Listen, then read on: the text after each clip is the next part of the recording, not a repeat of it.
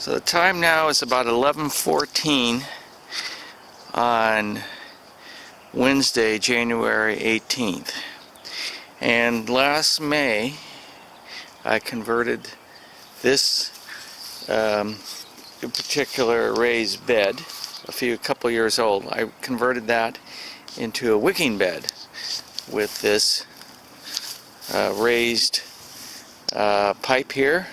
It ran along here, allowing the water to drain out, with these rocks down here below to act as a reservoir for the water. Now this one was not converted. This one over here was a huge success. This one has not been great in terms of maintaining water. So what I'm going to do today, starting right now, is to remove all this dirt and convert this into a second wicking bed. Now the rains are on their way. It's supposed to rain for 3 days starting later this afternoon, so I don't have much time to get this job done. I've got to get all this dirt in here, this 8 by 4 feet dimensions, about 20 inches high. Got to get all that dirt over there in the corner, get the pond liner laid down, and the pipe fitted, all before the rains come. But just in case I don't make it, I've got this convenient canopy over me to provide some kind of protection. So I'm about halfway through the removal process. This is I believe my 8th wheelbarrow, so I got just slightly more than 8 wheelbarrows in there. Pretty light stuff. You can see some of the roots have made it through the mesh, the metal mesh, and more importantly the ground fabric that Jason had put down. So we'll scrape those all out and put a tarp down after we've finished removing all the dirt. Alright, I've got 14 and a half wheelbarrows out, and I'm almost done removing all the dirt. But I just wanted to capture these roots that are coming in here along the side, and you can see, and it may be difficult to see it in the video, but this is really rotted out really bad. There's a lot of rotted wood that actually is falling apart down there, so there's some structural issues here.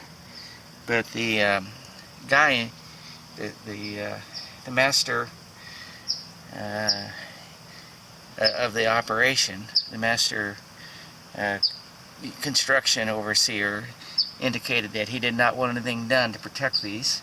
Just work with them as they are. Just put a tarp down and then put the pond lining down, and it's good to go. So that's what we're going to do. Alright, this is my 15th wheelbarrow, and I've got 99+% of the dirt out of here. I've just basically got left these roots. I wanted to show you these roots, how they're growing along the sides, primarily, particularly over here. They find those places in there at the edges to come up where on the sides of the fabric. But they do find, occasionally, they do find stuff in the middle, like this guy right here is right in the middle. And there's some other ones. Let's see, this is one right there growing up, and here's another one. Several of them over here.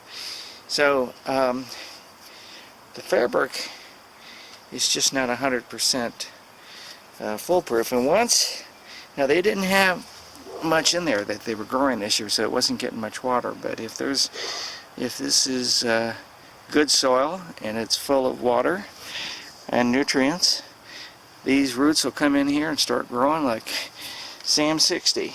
Before you know it, you'll have a whole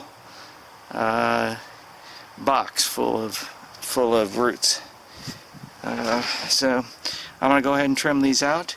Then I'm going to put a hose on this, wash it down good, and then we're ready to put down the pond liner. Okay, we've got the box emptied, and we cleaned out all the dirt off of the sides, and then we hosed it down That'll remove, that will remove the dirt, try to get that dirt out of there to minimize the rot. You can see here now, get a good picture now that the dirt's all gone. Major rot here, all along that side, all along the south side, right here of the structure.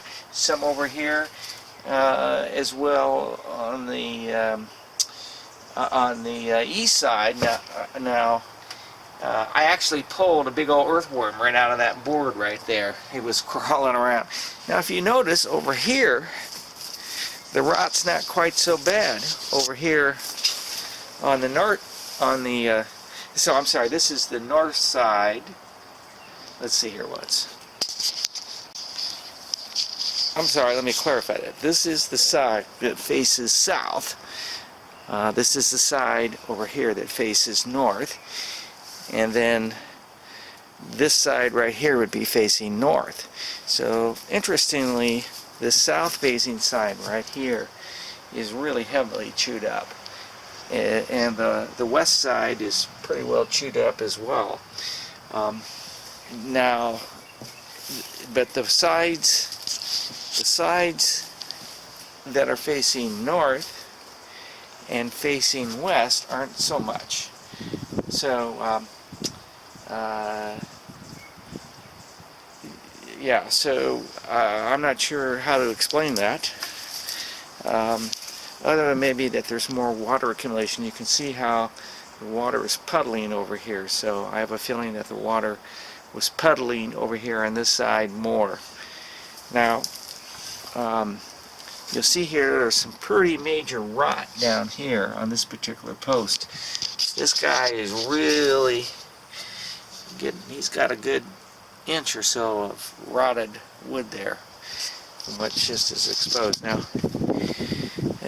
I don't know how many more years this particular structure would last if we didn't replace it. Now, you know, one of the things about these kind of people, that this particular owner didn't want to do anything. He doesn't want the wood protected at all.